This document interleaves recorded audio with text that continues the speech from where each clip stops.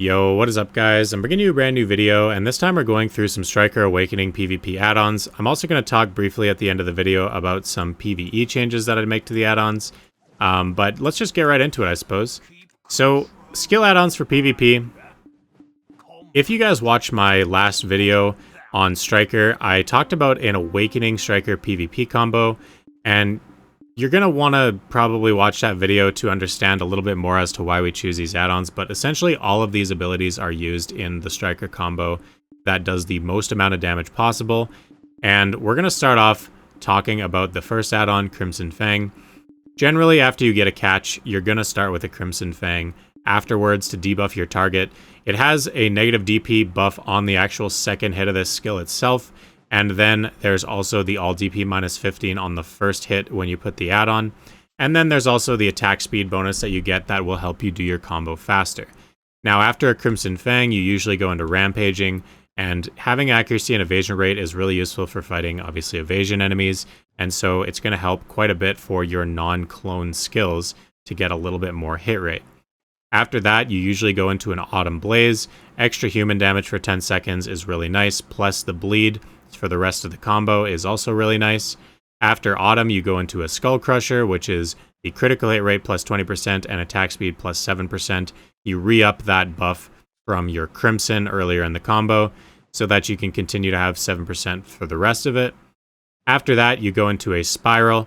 Now, the Spiral DP debuff is not that important because you're going to still have it up from Crimson Fang, but I guess you do re-up that DP debuff. Really, this add-on is mostly for larger scale fights. Spiral is one of your main engages, and giving yourself a little extra evasion rate if you're an evasion striker, as well as debuffing your target if they do get knocked down, is going to be really nice for either the leg or the Autumn Blaze to follow. After that, we have got Infernal Destruction. Now, Infernal is a finisher in one of the combos in the video that I talked about earlier, and having the extra down smash chance can make it where you can pepper in just a little bit more damage at the end, and you can potentially also reset in the combo if you manage to down smash enough. So it is a pretty useful add-on to have that extra down smash chance, as well as the bleed. Since it is the final ability of your combo, the bleed is going to negate some of the HP pots that your enemy is drinking, so that way there, when you catch them the second time, their HP is going to be a little bit lower.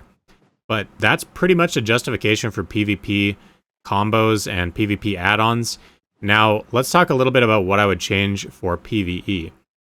Now, I would likely change Rampaging Predator. It's the very, very first ability you're typically going to use in PvE on Awakening, so I would probably change the all accuracy rate to extra AP against monsters, and I would keep the evasion rate, because sometimes you are going to have bad hit damage against some of the bigger and badder mobs in the game that have a lot of evasion.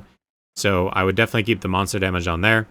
Infernal, the 15% down smash chance is not really important, so I would then change that as well to monster damage to make sure that you have it up at all times. Crimson Fang can still be useful. It's a good little debuff if you're fighting tankier mobs. And it also has a little bit of attack speed at the start if you want to do that before while your packs are sort of pulling together. It's a good little attack speed buff to keep up. Now, Autumn Blaze is another one that I would change. Bleed damage is not the most important in the world, and extra damage to humans is only really useful at places like Bloody Monastery and Baragi. If I was at Bloody Monastery, I'd definitely keep the human damage, but otherwise, I would definitely replace the bleed with probably some down attack and some back attack damage. Autumn Blaze already has a feature of the ability where it gives you down attack damage plus 10% for 10 seconds. So having even more down attack damage can make that leg hit even harder after Autumn. And so likely I would choose that. But that's pretty much it. Hopefully you guys enjoyed this video. If you guys found it useful, please subscribe. I will see you guys all in the next video, and have yourselves a great day.